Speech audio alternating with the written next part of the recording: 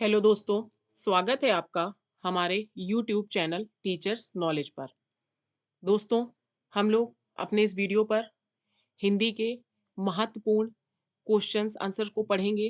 दोस्तों, हम लोग जो हमारे कंपटीशन एग्जाम्स में हिंदी से क्वेश्चंस आते हैं, उनके कुछ क्वेश्चनों को अपने पिछले वीडियोस में पढ़ चुके हैं और आज उन्हीं से रिलेटेड कुछ इंपॉर्टेंट क्वेश्चनों को हम लोग अपने इस वीडियो पर पढ़ेंगे।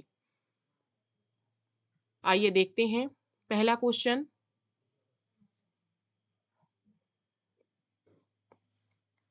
भारत में सर्वाधिक बोले जाने वाली भाषा कौन सी है? तो दोस्तों, भारत में सर्वाधिक कौन सी भाषा बोली जाती है? ये तो आप सब जानते हैं कि भारत में सबसे ज्यादा लोग कौन सी भाषा को जानते हैं? हिंदी भाषा को। तो हमारा सही आंसर होगा ऑप्शन नंबर ए, हिंदी। क्योंकि संस्कृत भी ज्यादातर लोग नहीं जानते, ज्यादातर क्या बहुत कम लोग ही जानते हैं।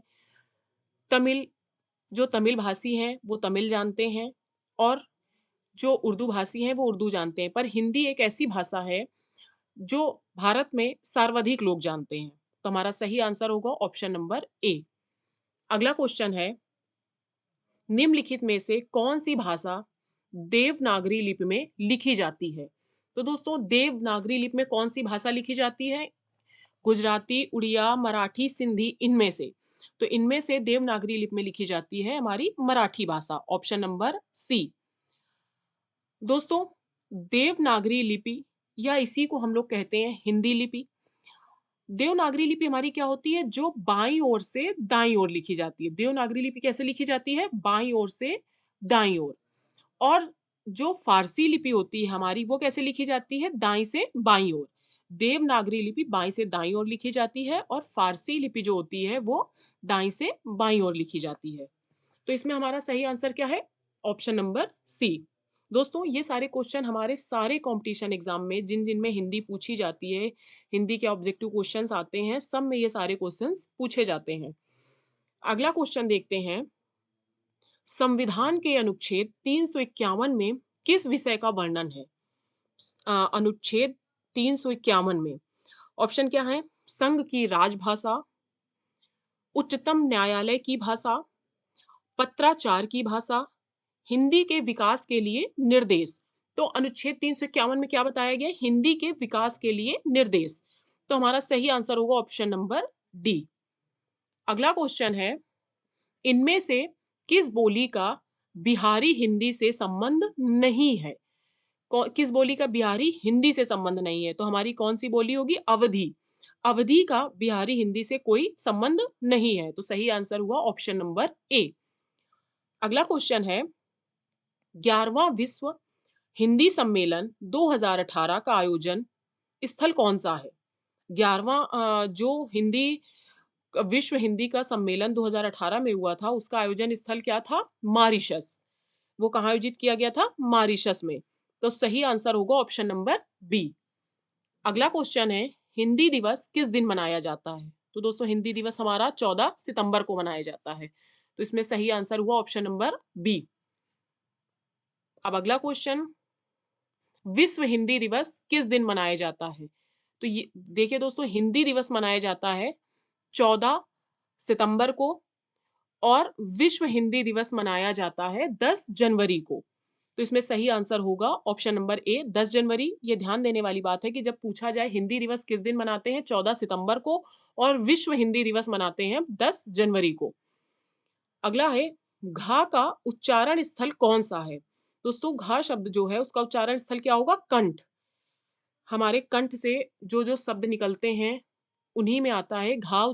घा का उच्चारण हमारे जो जो शब्द है जिनका उच्चारण हमारा किससे होता है? कुछ का उच्चारण हमारा मूर्धा, कुछ का तालु, कुछ का दंत और कुछ का कंठ से। तो घा का उच्चारण स्थल कौन सा है? कंठ, ऑप्शन नंबर बी। अगला क्वेश्चन है, अनुनासिक का संबंध होता है।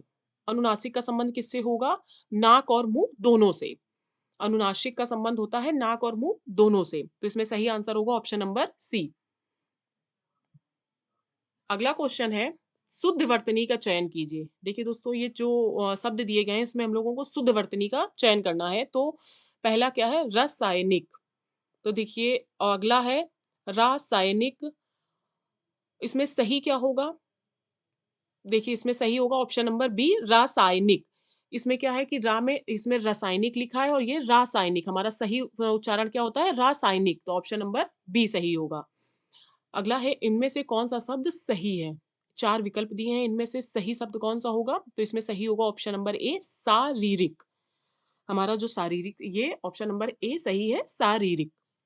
अगला है व्यवहारिक। व्यवहारिक रूप से अपनी बात ठीक से हो सकती है। तो दोस्तों देखिए इसमें क्या व्यवहारिक, व्यवहारिक सही लिखा है, ये गलत लिखा हुआ है, तो इसमें सही कैसे लिखा जाएगा?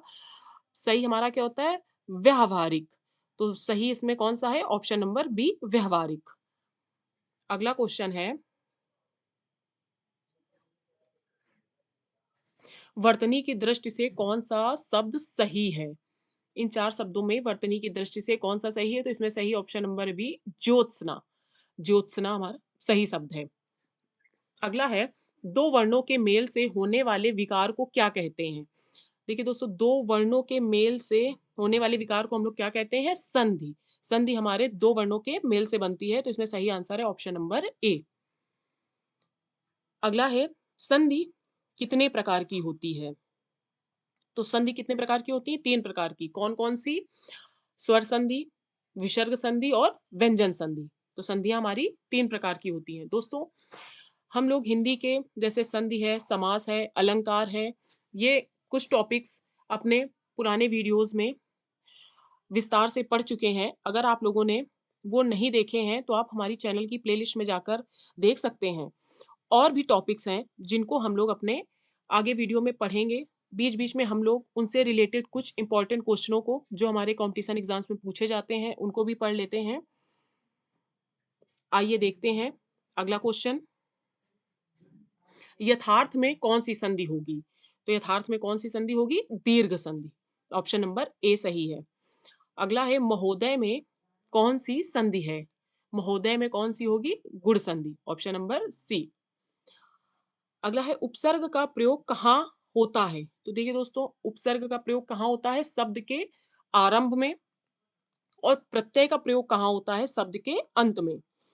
उपसर्ग हमारे शब्द के आरंभ में लगते हैं और प्रत्यय जो होते हैं वो हमारे शब्द के अंत में लगते हैं।